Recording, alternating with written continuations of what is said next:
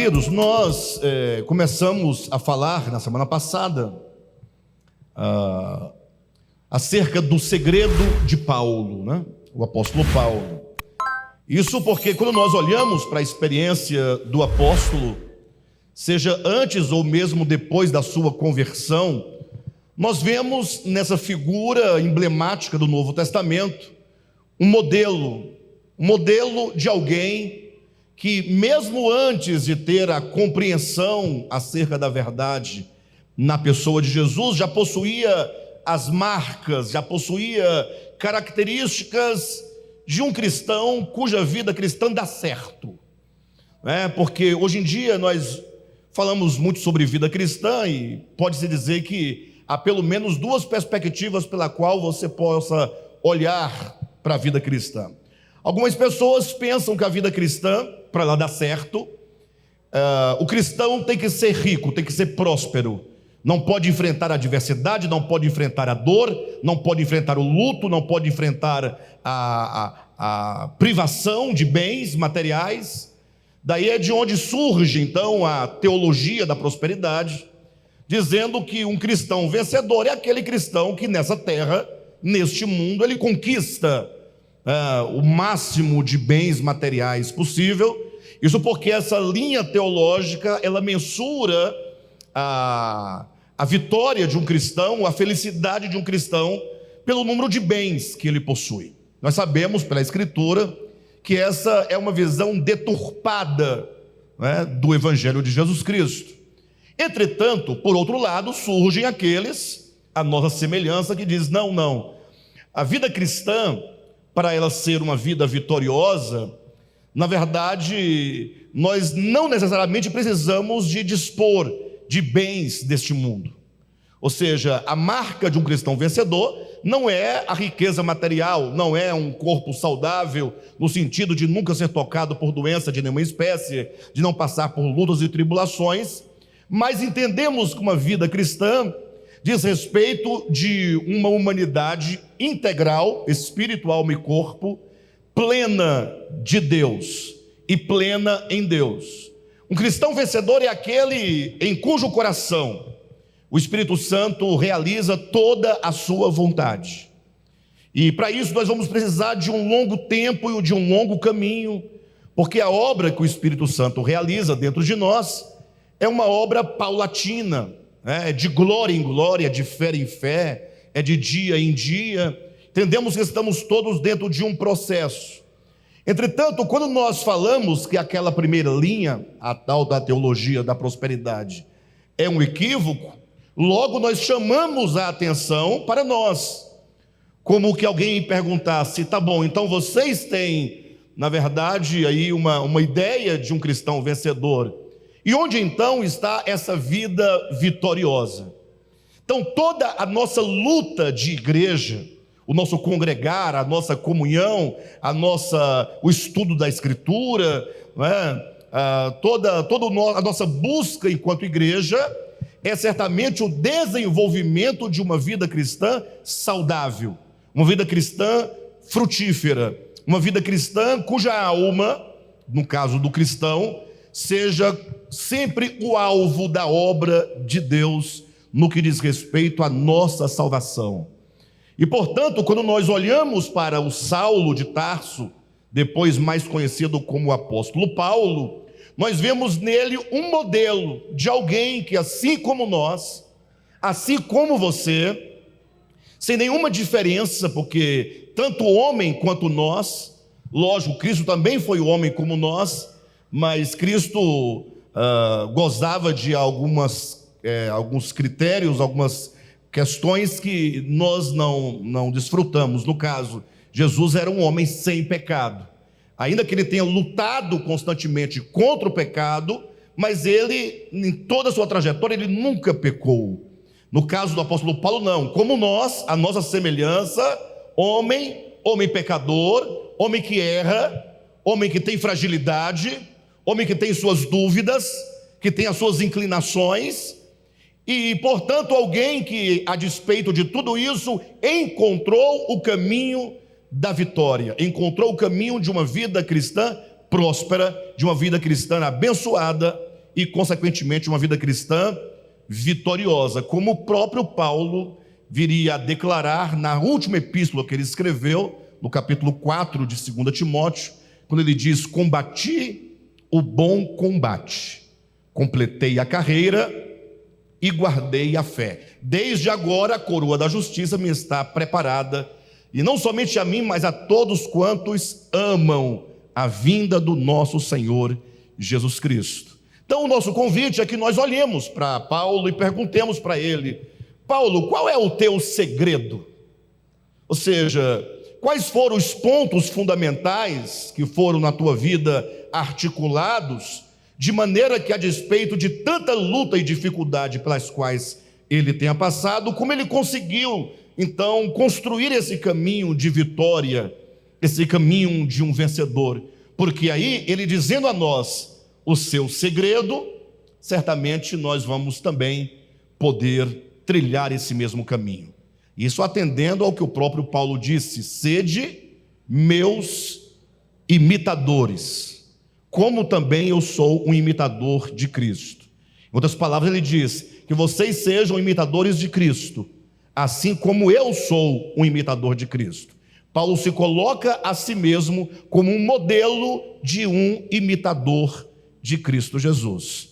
E é isso que nós buscamos, portanto, compreender por meio dessas ministrações intituladas O Segredo de Paulo. E nós vimos na semana passada que uma das grandes e principais virtudes de Saulo de Tarso e depois do apóstolo Paulo é que ele era alguém que amava profundamente a verdade. Agora veja que quando dizemos que ele amava profundamente a verdade, não queremos com isso dizer que ele tinha toda e sempre teve toda a compreensão da verdade. Lógico que antes do caminho de Damasco, a compreensão que ele tinha da verdade era uma compreensão muito deficiente, não é? Ele não tinha clareza acerca do que era a verdade, quando educado aos pés de Gamaliel, quando seguindo os ensinamentos do judaísmo, porque ele era fariseu. Mas independentemente desse aspecto de ele não ter a compreensão, ele tinha algo fundamental que talvez uma pessoa que já tivesse obtido a compreensão e a clareza neotestamentária acerca da verdade não tivesse. Eu chamo a atenção dos irmãos para esse ponto, porque o DEVAP é um ministério próspero no que diz respeito à compreensão da palavra de Deus, da Escritura, da verdade. Ou seja, esse é o ministério que há 23 anos aproximadamente vem galgando, cada dia buscando compreender um pouco melhor, sempre burilando o conhecimento que nós temos da verdade e buscando sempre uma compreensão cada vez mais adequada, né, na pessoa, a partir da pessoa de Jesus Cristo. Entretanto, pode ser o caso que haja pessoas, e certamente há, que não saiba 10% do que você sabe. Talvez não saiba 10% do que o DEVAP sabe. Daí nós olharmos muitas vezes para essas pessoas com um certo desdém, com um certo desprezo, como que dissesse: nós já compreendemos muitas coisas, o fulano não compreendeu nada, a igreja tal, o ministério tal não tem quase nada de compreensão, ainda está ali nos rudimentos, com algumas práticas ainda muito reprováveis, muito veterotestamentárias. Mas a grande questão é que Saulo, nesta condição, ele tinha um amor pela verdade, no sentido de que ele buscava a verdade e desejava pela verdade a todo custo. E isso é uma virtude primordial. A gente vive na pós-modernidade, um tempo em que a questão da verdade é posta em dúvida, desde a modernidade, desde o iluminismo, que se pergunta como Pilatos: o que é a verdade? E não somente a esse questionamento acadêmico, filosófico, mas um espírito trabalha em todas as consciências, em todos os corações, de todas as pessoas cultas e incultas, ali silenciosamente gerando dúvida e gerando incredulidade. E muitas pessoas têm eventualmente abandonado o caminho da fé, seguindo para o caminho do ceticismo, seguindo para o caminho do gnosticismo ou do agnosticismo e até mesmo do ateísmo. Pessoas que têm perdido completamente a sua fé em Deus e em qualquer outra coisa.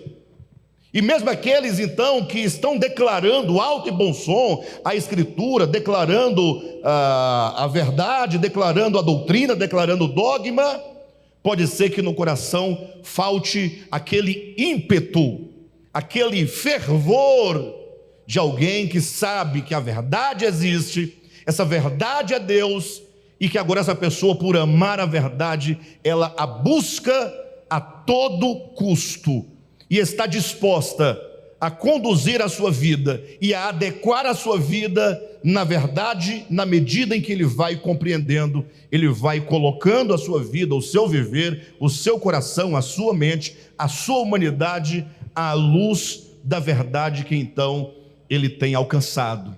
Amar a verdade é uma das principais características de um vencedor.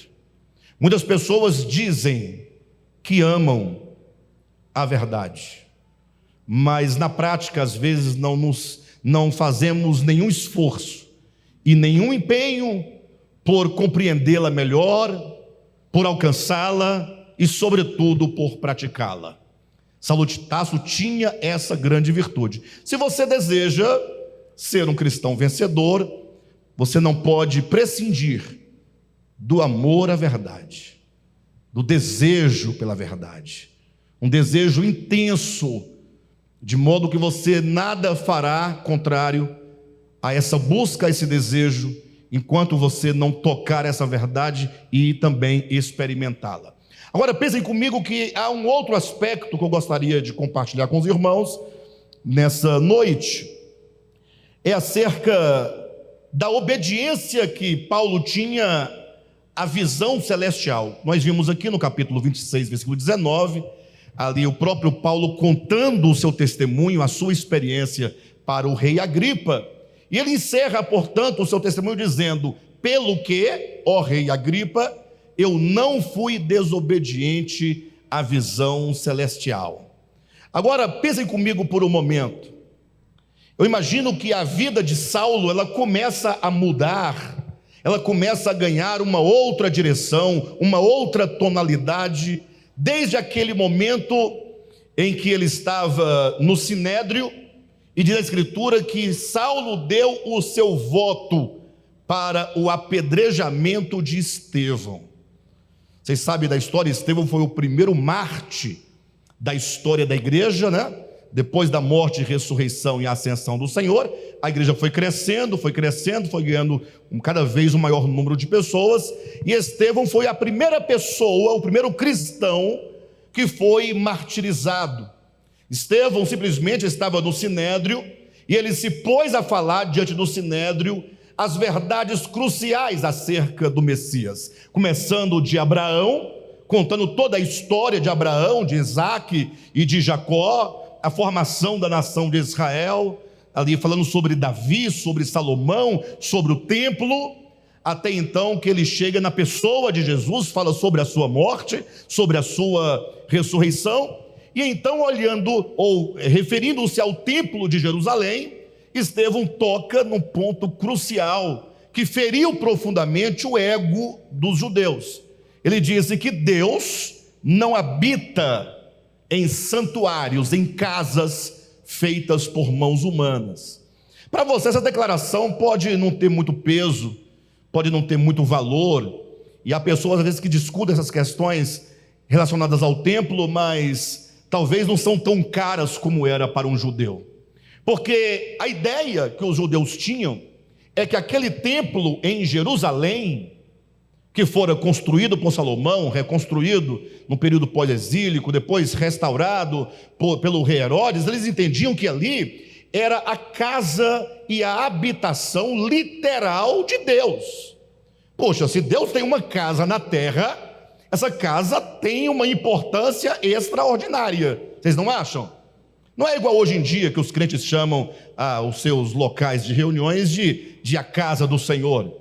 Vez ou outra você vê, estamos na casa do Senhor, Ora, e quantas casas ele tem?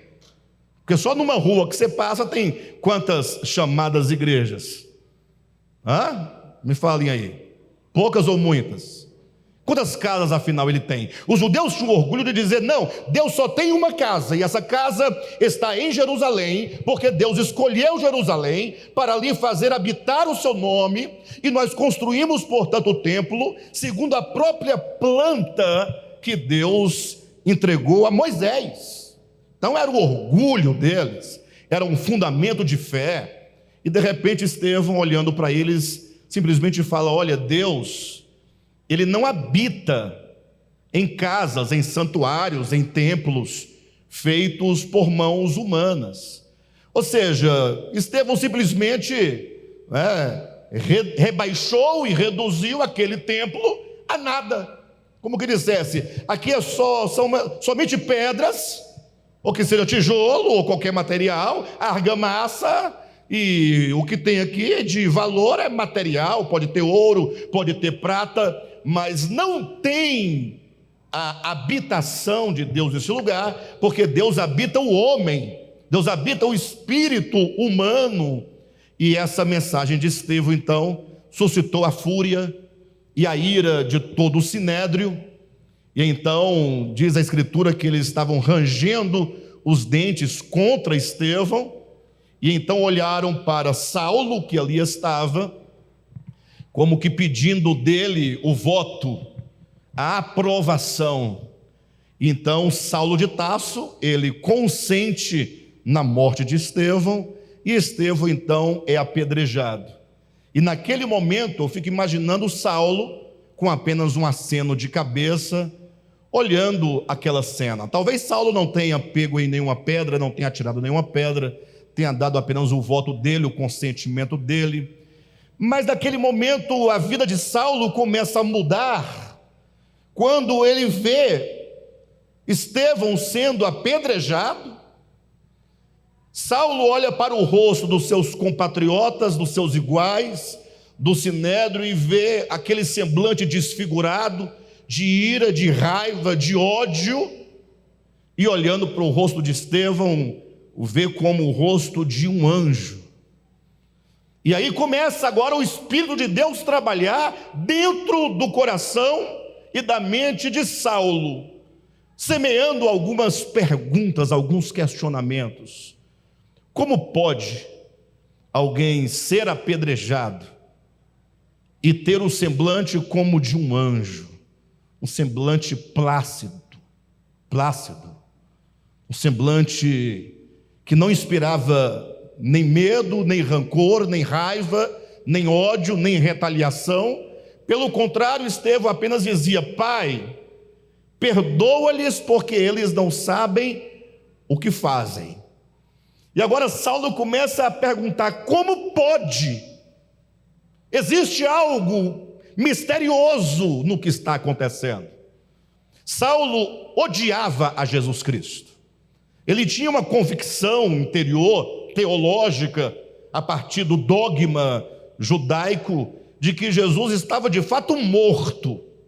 Saulo acreditava que Jesus era um impostor, um mentiroso, um charlatão, um aproveitador da esperança alheia. Só que agora, diante das suas convicções, começam as dúvidas. O que lá na frente o próprio Jesus vai chamar essa dúvida de aguilhão. Aguilhão é um ferrão que fura, que machuca. É mais ou menos quando alguém, por exemplo, está com um espinho na carne. Se você está com um espinho no pé, toda vez que você o apoia, ele te incomoda. Você não tem como se esquecer do espinho. Você não tem como se esquecer do ferrão, do aguilhão. É a dúvida que estava constantemente machucando a mente e o coração de Saulo, e ele podia perguntar e questionar assim: poxa, mas como pode alguém como Estevão, e Saulo conhecia esse povo todo, como pode alguém morrer por uma mentira? Será que se você inventa uma mentira, Será que você levaria essa mentira até o fim, mesmo à custa da sua própria vida? Certamente não. Quem mente, mente para obter alguma vantagem. Mas aquilo que os discípulos de Cristo anunciavam como verdade, e que era tido por mentira aos olhos do judaísmo, não dava aos cristãos nenhuma vantagem humana, nenhuma vantagem imediata. E agora Saulo vê Estevão sendo apedrejado, entregando a Deus o seu espírito, entregando a Deus a sua vida humana, por acreditar naquela verdade. E Saulo então fica com aquela dúvida, aquele aguilhão, trabalhando profundamente no seu coração. Existe alguma coisa que eu não sei, tem alguma coisa que eu não entendo, tem algum mistério aqui com esses cristãos que os fazem tão determinados, tão destemidos, tão fiéis, tão absolutos por esse Jesus. E diz que então foi numa ocasião em que ele ia para o caminho de Damasco, ele ia para Damasco, indo a caminho de Damasco, quando então de súbito surgiu diante dele uma grande luz, como o sol do meio-dia, aquela luz meridiana, mais clara que o sol do meio-dia, cegou-lhe suas vistas na hora, ele cai por terra, e do meio dessa luz, ele ouve a voz dizendo: Saulo, Saulo, por que tu me persegues? E ele agora quer saber quem é este que fala do meio daquela luz. E então a resposta de Jesus é fascinante, porque é nesse ponto que a vida de Saulo vai dar uma guinada, porque Saulo tinha certeza que Jesus estava morto, ele tinha certeza absoluta dele, né? A certeza era dele, era dogmática, nascia dos dogmas, sim, mas ele não podia acreditar, porque ele tinha uma fé muito forte na interpretação que o judaísmo dava da lei e dos profetas. Quando então a voz responde dizendo: eu sou Jesus, a quem tu persegues. E agora Saulo, prostrado, ele só sabe de uma coisa: todas as suas convicções foram colocadas em xeque. Porque se Jesus está vivo, então toda a teologia judaica não faz nenhum sentido. E tudo aquilo que ele havia compreendido da lei e dos profetas, porque eles tinham uma leitura da lei e dos profetas, eles tinham uma interpretação da lei e dos profetas, e essa interpretação agora caiu por terra, porque Jesus Cristo, quando veio ao mundo, ele deixou muito claro que ele era a consumação, a plenitude, ele era a substância da lei dos profetas. A lei dos profetas perderam todo a sua vigência quando Jesus veio ao mundo, ou quando Cristo veio ao mundo na pessoa de Jesus. E agora Jesus está vivo, então agora todo o sentido muda, toda a interpretação muda. Saulo tem uma visão acerca da verdade. E agora Jesus se apresenta a ele dizendo: eu sou Jesus, a quem tu persegues. Agora levanta-te, põe-te sobre os teus pés, porque para isto eu te apareci, para te constituir ministro e testemunha, tanto das coisas que você acabara de ver, como daquelas para as quais eu te aparecerei ainda. E eu te envio para abrir os olhos dos cegos, para resgatar os que estão aprisionados no império das trevas, para libertá-los da cadeia do engano, da cadeia da mentira, das trevas, e conduzi-los à luz, conduzi-los à verdade, que é Jesus. E então, com essas palavras, Saulo diz para o rei Agripa: diante daquilo que eu vi, não foi algo que me contaram, não, o que eu vi, a visão celestial, a visão do homem celestial, a visão do Cristo ressurreto que eu tive no caminho de Damasco mudou para sempre a minha vida, pelo que eu não fui desobediente à visão celestial. Deus me revelou, Deus me mostrou, meus olhos espirituais foram abertos, e eu sigo esta visão, eu sigo obediente a essa visão espiritual.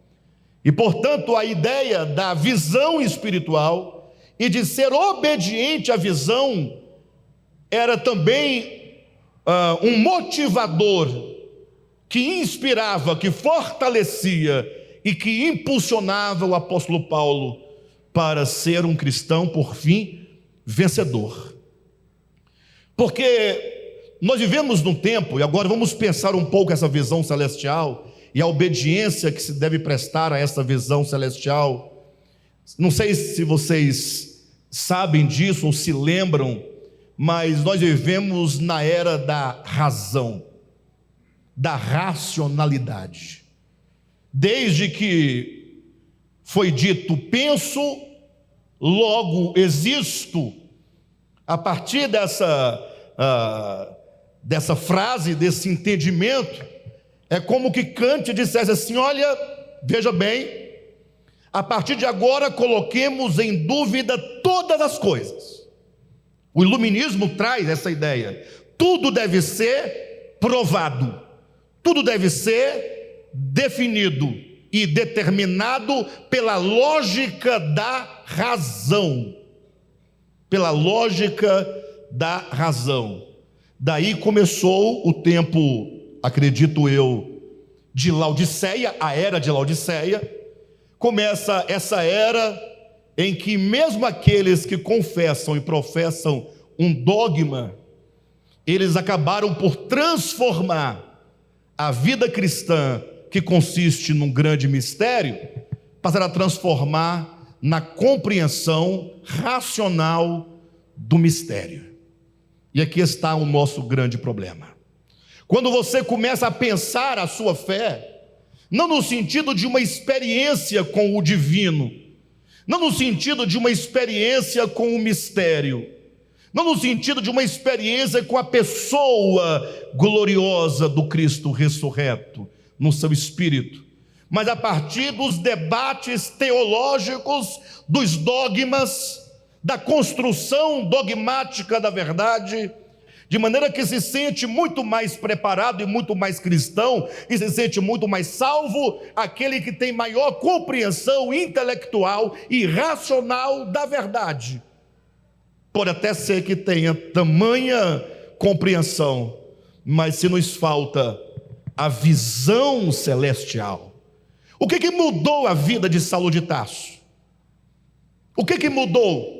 Você imagine só você vivendo no tempo de Saulo de Tarso, o DEVAP sendo uma igreja no tempo de Saulo, e nós no nosso ímpeto disséssemos: vamos nos encontrar com Saulo no caminho de Damasco, e nós fôssemos lá para o caminho de Damasco, ficar lá de tocaia, quando Saulo aparecesse ou surgisse na estrada, parássemos ele e falássemos: desça do cavalo, pegue a sua Torá, pegue os profetas, e nós pegamos agora também do nosso lado a nossa Bíblia, versão atualizada, João Ferreira de Almeida, e agora travássemos com Saulo de Tarso um embate teológico para provar para Saulo que ele estava errado.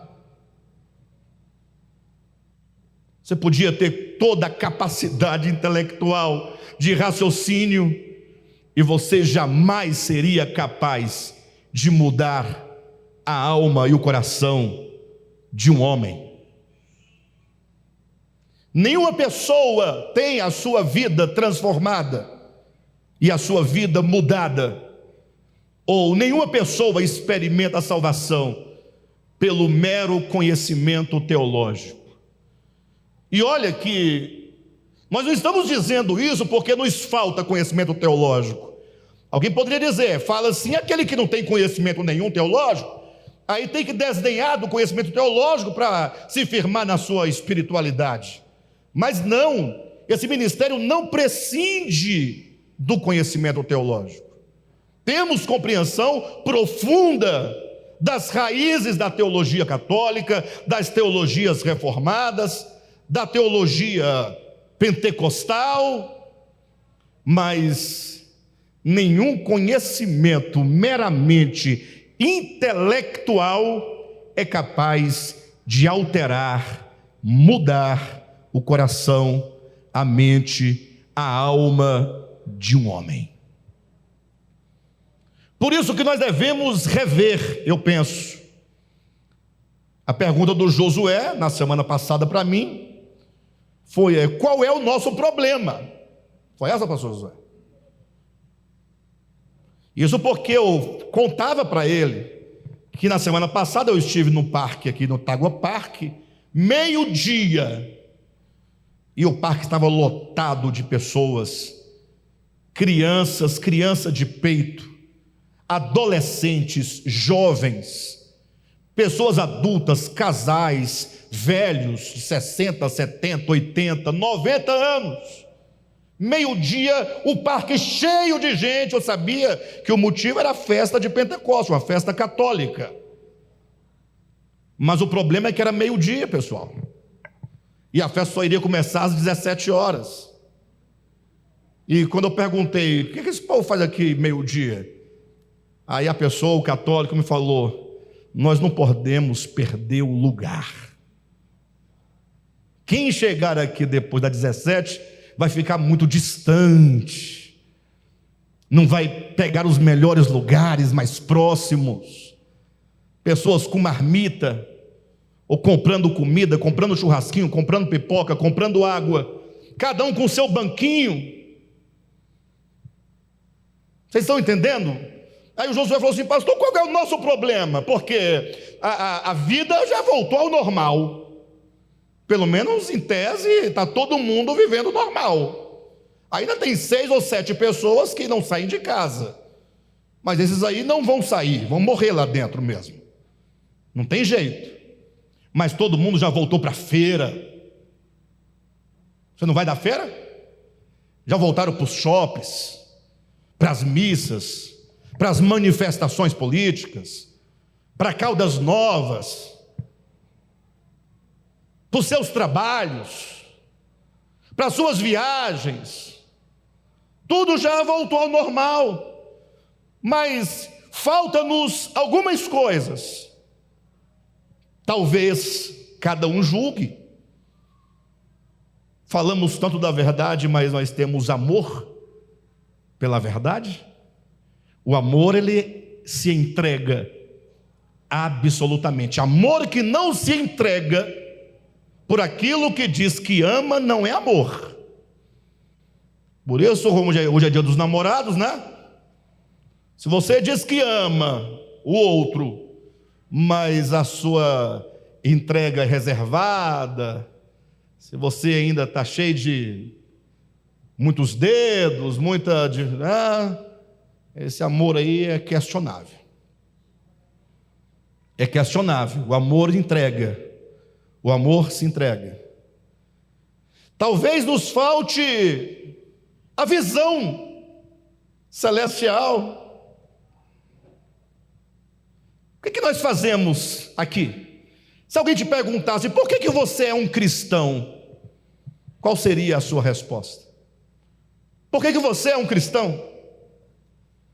Talvez a resposta mais inteligente e honesta fosse: ora, eu sou cristão porque eu não podia ser outra coisa, porque eu cheguei num mundo, num país, numa nação cristã. Meus avós cristãos, bisavós cristãos, minhas tias, meus tios, meus primos, meus pais, todo mundo, minha professora, todo mundo é cristão. Se não é católico, é evangélico. Se não é evangélico, é protestante. Não é protestante, é espírita. Mas está todo mundo dentro do nicho só. Ou então, se você tivesse nascido no Japão, talvez você não fosse cristão. Por questão e força cultural, você fosse um budista.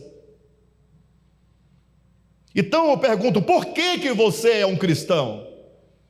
Agora vamos perguntar essa pergunta para Saulo de Tarso, porque Saulo de Tarso era um judaizante, não era cristão.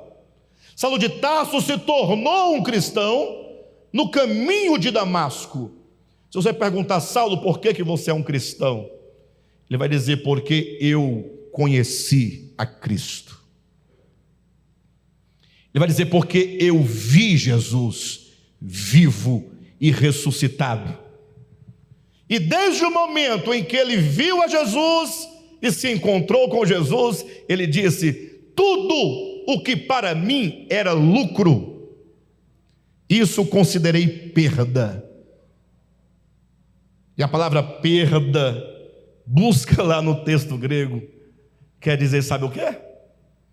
Considerei como refúgio, considerei como esterco, mais propriamente, considerei como esterco de cocô de cachorro. Quando é que uma pessoa chega a essa conclusão de que tudo o que então era lucro, agora se tornou esterco? Esse tudo, lógico, no texto de Filipenses 3, tem lá uma relação de coisas. Mas quando você olha para o todo e o conjunto da história de Saulo de Tarso, a sua própria existência humana estava incluída nesse tudo. Ou seja, a partir da visão celestial, qualquer coisa que não fosse o próprio Jesus não tinha mais valor para Saulo de Tarso. Ele diz, tudo isso considerei como perda por causa da sublimidade do conhecimento de Cristo Jesus. Vou voltar. Tudo isso eu considero perda por causa do conhecimento de Cristo Jesus, o meu Senhor. Quem está me entendendo, queridos? É uma experiência única. E era essa visão que governava toda a sua vida. Agora, Saulo chegou a dizer, num dado momento, Paulo, dizendo, olha, para mim, o viver é Cristo. Se eu viver, eu vou viver Cristo. A razão de viver é Cristo. E se você morrer, é lucro. Olha a cabeça desse indivíduo. Por isso que ele revolucionou todo o mundo ocidental com a sua mensagem. Uma mensagem poderosa, fulcrada, sustentada, enraizada na visão. A visão é uma questão de revelação. Qualquer pessoa, até um ateu, ele pode estudar na melhor faculdade teológica do mundo e continuar ateu. Ele pode deter todo o conhecimento teológico da Escritura, das religiões, do cristianismo, mas isso não o faz um cristão. É preciso, queridos, que todos nós paremos em algum momento da nossa vida desse tumulto teológico, essa confusão, e possamos rever por que somos cristãos.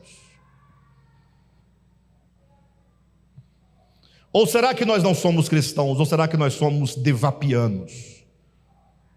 Se você é um devapiano, pastor, mas o que tem ser um devapiano? A igreja na qual eu participo é devap. Então, quem é do devap é devapiano. Tudo bem, você pode se chamar assim. Mas você é um cristão? Ser um católico não é necessariamente ser um cristão. Necessariamente. Você pode ser apenas um católico, que carrega os dogmas milenares da instituição católica. Não estou falando mal de ninguém. Você pode colocar todos no mesmo bojo. Ser um presbiteriano não é necessariamente ser um cristão.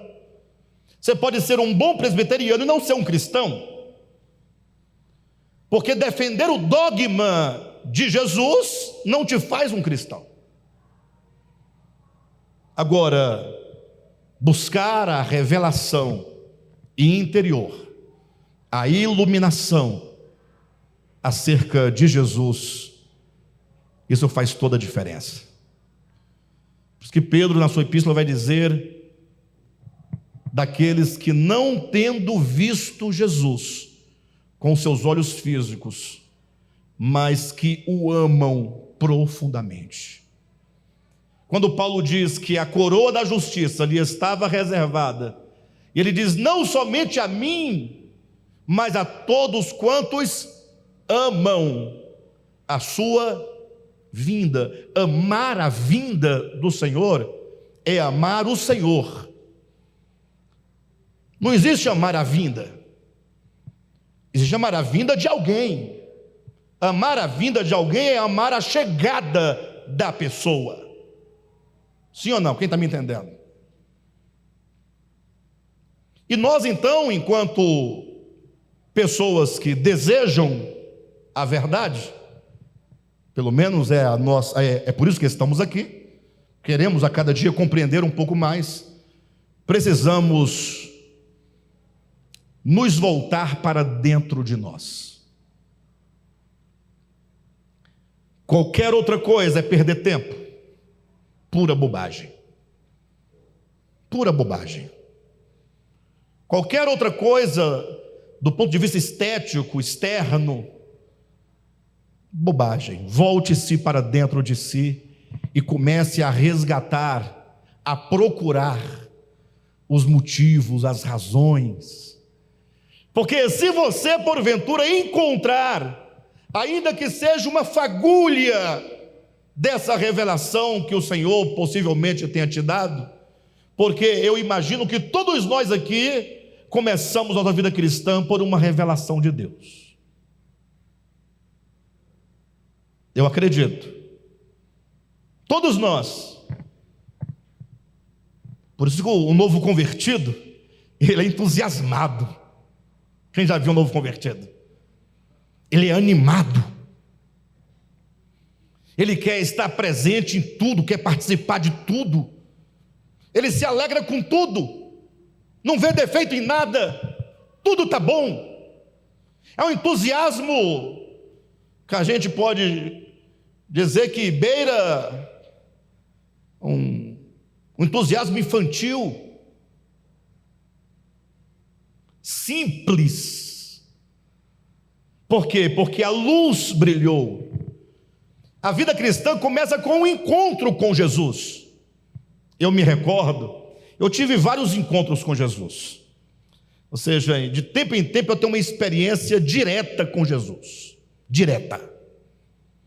E uma delas, a segunda delas, não tem problema se eu errar a ordem, mas eu me recordo quando eu conheci a graça do Senhor Jesus Cristo. Porque na minha infância eu era pentecostal, mas eu não tinha relação direta com o divino. Eu estava ali porque minha família estava e eu fui crescendo, tal, mas quando eu sozinho, sem a mãe, sem ninguém, eu fui servir a Deus sozinho, eu não conheci a graça do Senhor. Eu fui mais apaixonado pela lei de Moisés do que por outra coisa. Achei fantástica a lei de Moisés. Não trabalhar no sábado, dedicar um dia inteiro para Deus, de pôr do sol a pôr do sol, não comer carne de porco para ter. Nós somos o templo do Espírito Santo. Era isso que me movia, empolgado com ser um fariseu, um neofariseu, defensor da lei, pregador da lei, E foi então que o Senhor me tirou da lei e me levou para a sua graça. Quando eu conheci a graça do Senhor,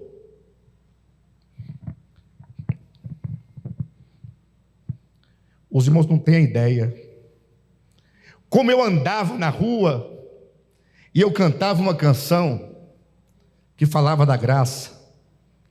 A canção, a letra era maravilhosa, mas melodia não tinha nada. Ninguém entendia a melodia dela, daquela música. Acho que nem quem fez entendia. Que ela ia, subia, descia. Sabe, não tinha aquela coisa padronizada das músicas. Mas eu tinha um Walkman. Quem lembra do Walkman? Só os velhos, né? Só os velhos vão saber o que eu estou dizendo. Você lembra? O meu também era amarelo. Eu tinha um Walkman e eu ouvia o dia inteiro, onde eu estava andando na rua, a música que dizia da graça, o dia inteiro, cantando, cantando, cantando. Eu estava maravilhado com a graça do Senhor Jesus Cristo, totalmente tomado, enlouquecido, um ébrio da graça de Deus, tomado de um jeito que vocês não têm ideia. Aí eu fui intensamente pregar aquela mensagem. O Juraci lembra, Roserene lembra, Nivaldo lembra. Eu digo eles porque eles foram alvo dessa pregação intensa da graça de Deus. Foi uma visão. Lógico que juntamente com isso veio o entendimento teológico da graça de Deus, desenvolvido por Paulo, falando da lei, da graça. Mas o que me tomou foi o amor do Pai e a graça do Senhor Jesus. Visão. Só que o tempo passa.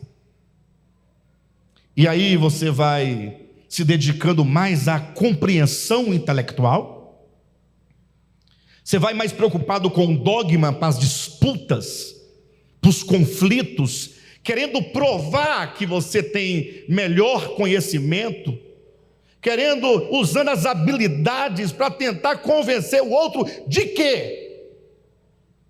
Você até consegue uns discípulos assim pelo argumento da lógica do pensamento, você consegue, mas são pessoas fracas, que a qualquer coisa que mudar no dogma, ele não sabe o que faz mais na sua vida.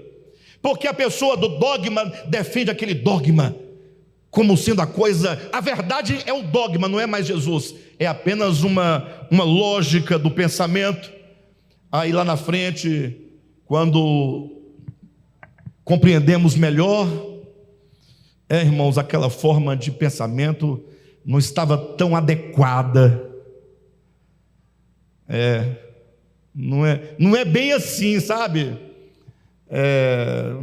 Uma vez salvo, sendo salvo, é verdade que Cristo aqui nos salva, Ele é soberano, Ele começou a boa obra, Ele vai terminar, tudo isso é verdadeiro, mas esse esquema do modo como está aqui não vai por aí, porque não nos fez melhores, não nos fez mais fortes, não nos fez mais espirituais, não nos fez mais amáveis, não nos fez mais misericordiosos, só nos fez mais orgulhosos. Então temos que ajustar.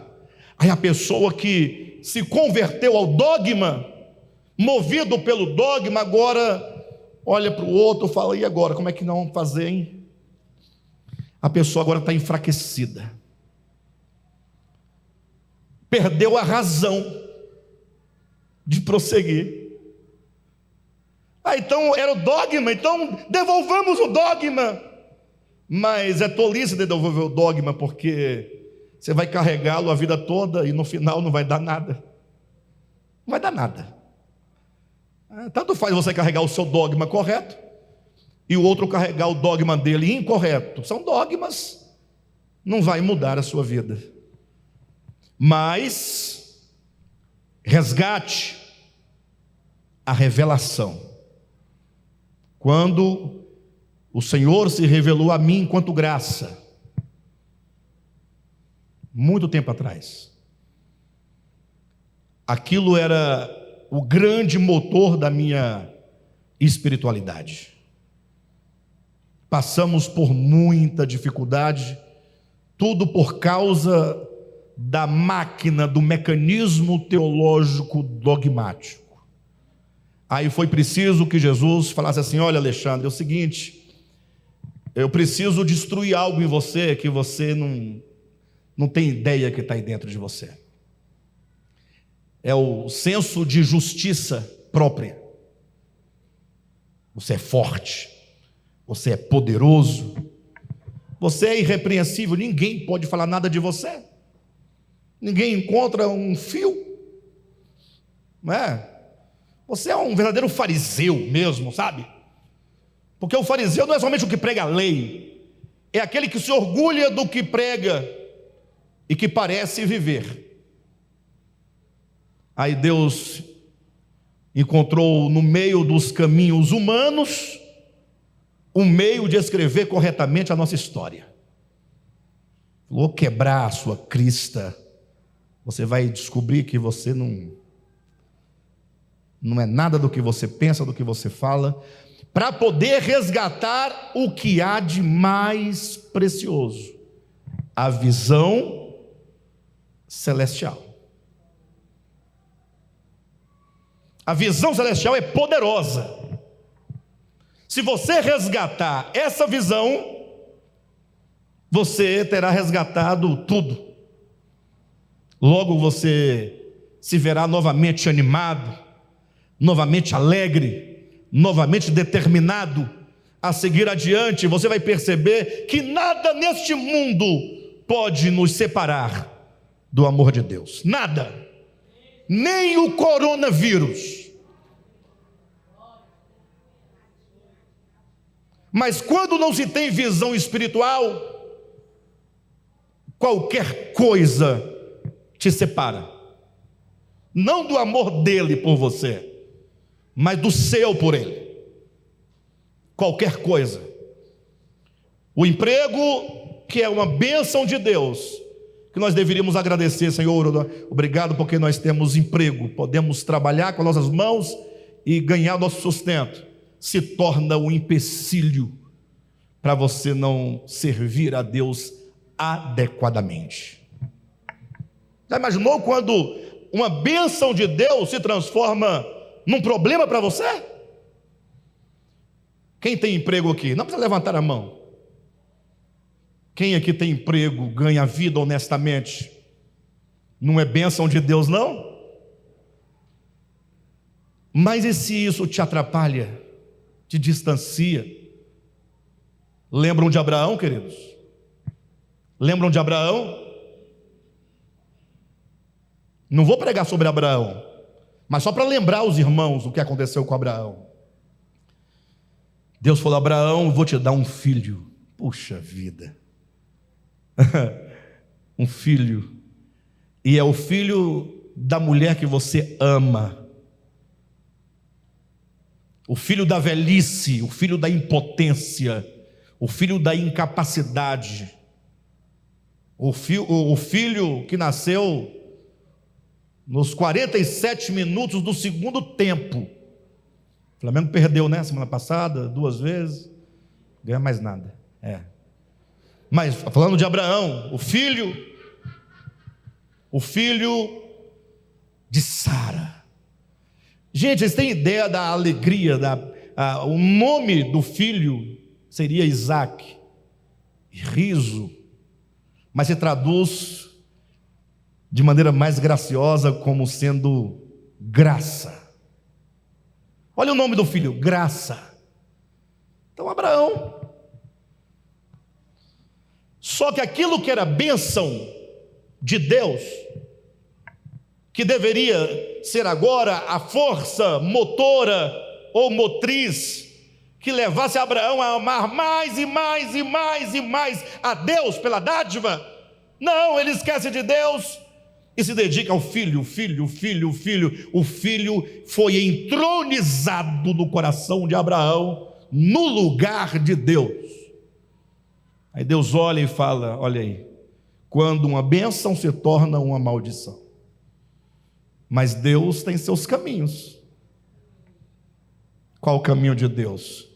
Quando a bênção te atrapalha, Deus fala: imola o teu Isaque. Abraão tinha que matar, verdade, Deus mandou que Abraão matasse o filho, e Abraão o matou. Mas não literalmente sobre o altar, não resolveria o problema, talvez aumentaria o problema de Abraão. Abraão o matou aqui dentro. Por isso que Deus disse: você vai sacrificá-lo lá no Moriá, caminho de 3 dias e 3 noites. Sabe por quê? Cada passo que Abraão dava em direção ao lugar determinado por Deus era uma decisão de tornar Deus ao seu lugar devido, que era o seu coração. Quando Abraão levanta o cutelo que ele vai descer, Deus disse: calma, Abraão, não mate o teu filho, porque já havia sido imolado aqui dentro. Quando Abraão chega à última instância de obediência divina, Deus já estava entronizado no coração de Abraão novamente. Então, quando se tem visão, as bênçãos de Deus continuam a ser bênçãos. Mas quando não tem, por que você não segue? Por que você não faz? Por que você não congrega? Por que você não tem comunhão? Por que você não participa da comunhão, do partir do pão com os irmãos? Por que não orar juntos com os irmãos, estar junto com os irmãos, estar envolvidos nesse mesmo espírito de corpo? Não é por causa do coronavírus. E o pior, que quem deixa de ter a comunhão maravilhosa do corpo por causa do coronavírus, pega o coronavírus do mesmo jeito. Do mesmo jeito. Quem não veio há 2 anos já pegou também 2, 3, 4, 5 vezes. Tem outros que morreram da primeira vez. E você não morreu, mas ainda pode morrer de coronavírus. Pode. Aqui só tem candidatos excelentes para morrer. A morte gosta de pessoas vivas e saudáveis, porque quanto mais saudável, maior o susto. Você viu o Cadmo? O que foi? O Nivaldo? O que tem o Nivaldo? Ele parecia velho, tinha um cara de 90 anos, mas não, 48 anos. O que tem ele? Morreu, mas era saudável. Olha como a morte fica feliz e gloriosa, que você fica assim: poxa, se a morte levou um saudável como o Nivaldo, imagine os doentes como o Alexandre. A morte se sente poderosa, mas o que nos afastou? Medo de morrer. Aí tudo que nós falamos de Jesus vai para o ralo, tudo mentira. Na hora das canções do worship: ai Jesus, eu te amo. Ama nada, para de bobagem. Jesus não quer ninguém gemendo perto dele. Jesus quer obediência, discipulado, amor à verdade, amor ao próximo, vida cristã empenhada em experimentar e difundir a verdade de Deus, que é o próprio Cristo. Precisamos de, como Paulo de Tarso, ser obedientes à visão celestial. Resgate isso no seu coração, meu querido. Resgate isso depressa, enquanto você pode. Amém? Muito simples. Começa a voltar à sua simplicidade de orar, falar com Deus, e você vai encontrá-lo no seu interior. Amém?